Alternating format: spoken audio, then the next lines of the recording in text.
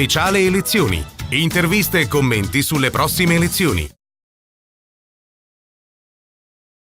Ben trovati agli amici di Radio Veneto 1, un nuovo spazio di approfondimento per presentare candidati e programmi in vista delle elezioni politiche del prossimo 4 marzo. Nostro ospite in questa occasione Silvano Piazza. Ben trovato, grazie per essere insieme a noi. Grazie dell'invito. Silvano Piazza è candidato per il Partito Democratico alla Camera nel collegio uninominale di Treviso e poi anche nella lista del PD al plurinominale nel Veneto 1 Treviso-Belluno in sostanza. Ecco, Silvano Piazza, che lo sapranno anche molti degli amici che ci ascoltano e ci guardano, è stato sindaco di Silea per 2 mandati, oggi è vice sindaco nell'amministrazione del comune trevigiano. E allora, Silvano Piazza, io vorrei partire proprio da qui, visto ora questo impegno a livello nazionale, questa candidatura per una elezione nazionale, qualora lei dovesse essere eletto, l'esperienza di sindaco, di amministratore locale, ritiene possa tornarle utile e cosa vorrebbe portare a Roma appunto di questo suo mandato amministrativo ormai più di 10 anni?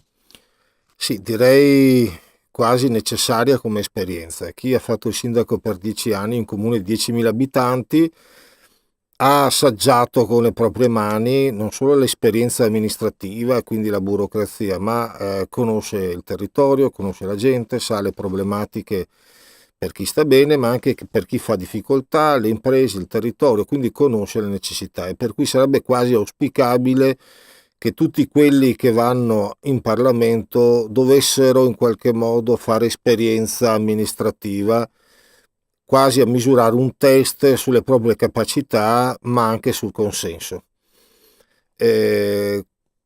Che cosa in particolar modo ho visto? Ecco, l'esperienza di questi ultimi 10 anni, cioè dal 2007 al 2017, ha fatto sì che abbiamo visto i nostri comuni, parlo ovviamente per quelli trevigiani e veneti in particolare, abbiano visto decurtare notevolmente le risorse proprie, perché abbiamo assistito a una crisi importante del 2011 con il governo Monti, che ha tagliato molte risorse nelle cosiddette realtà locali, quindi i comuni, e abbiamo dovuto sopperire cercando di mantenere invariati i servizi con meno risorse.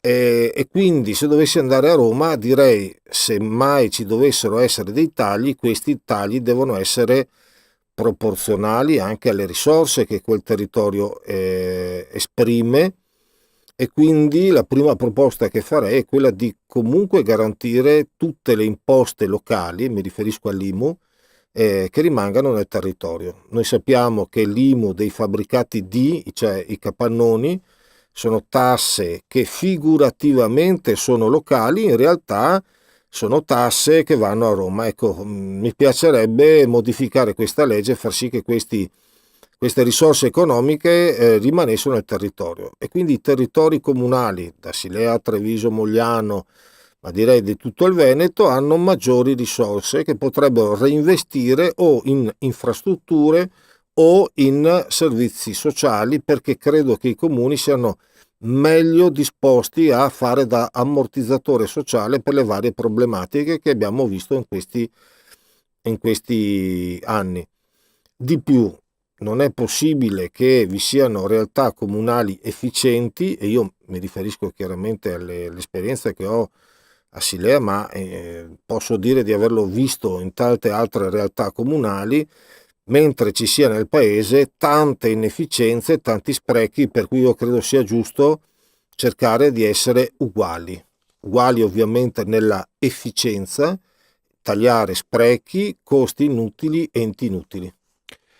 Silvano Piazza, si dice spesso che il Veneto, la realtà di Treviso, ma insomma la realtà del Veneto poi è sottorappresentata, o meglio non riesce a farsi valere per quello che è la sua effettiva caratura nelle sedi nazionali, nelle istituzioni nazionali. Ecco, secondo lei i trevigiani, i veneti dovrebbero anche fare, per così dire, più squadra poi a livello nazionale, magari in una istituzione come il Parlamento?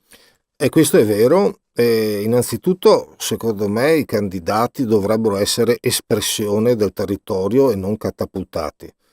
Fortunatamente nella nostra compagine di centrosinistra, di cui fa parte anche il PD, in provincia di Treviso non ci sono catapultati, per cui siamo tutti espressione di questo territorio. Però complessivamente c'è sempre una percentuale di candidati che non rappresentano bene questo territorio, ma non ci sono neanche tanti veneti in giro per il paese. L'altro grande elemento è che noi non facciamo spesso squadra, per cui andiamo divisi a Roma, i leghisti stanno da una parte, il centro-sinistra fa fatica a dialogare con loro, ma anche non c'è un dialogo adeguato e sufficiente con tutte le realtà che sono espressione di questo territorio. Mi riferisco agli imprenditori, agli artigiani, alle grandi industrie, ai sindacati, alle cosiddette società partecipate, che nel caso di Treviso sono anche molto importanti, quindi l'ASCO, le società Contarina, le società idriche dell'acqua. Ecco, bisogna far sistema, perché quando si va a Roma si rappresenta un territorio e non si rappresenta soltanto la propria parte politica. Così come un sindaco è il sindaco di tutti, così un parlamentare deve essere il parlamentare di tutti. Quindi se dovessi dare una promessa qualora sarò eletto a Roma, la prima e unica cosa che penso che farò è quella di periodicamente fare degli incontri locali sia con gli amministratori che con le cosiddette forze sociali. È inutile andare a Roma e ritrovarsi là senza dialogare con il territorio. Bisogna fare sintesi, bisogna fare sistema. Si parla molto di liberalizzazione dell'autostrada, di nuovi assetti viari, di potere degli enti locali o delle strutture economiche di fare sistema, però in qualche modo se non c'è il dialogo si rischia di andare in ordine sparso e soprattutto di aver poco peso specifico. Io credo che quando si va a Roma dobbiamo superare i campanilismi e fare squadra. Grazie a Silvano Piazza, candidato per il PD e il centrosinistra alla Camera dei Deputati nel collegio uninominale di Treviso. Grazie. Grazie a voi. Grazie anche da parte mia a tutti voi per averci seguito. Vi rinnovo l'appuntamento con i prossimi spazi di approfondimento dedicati alle elezioni politiche 2018, sempre sui canali di Veneto 1.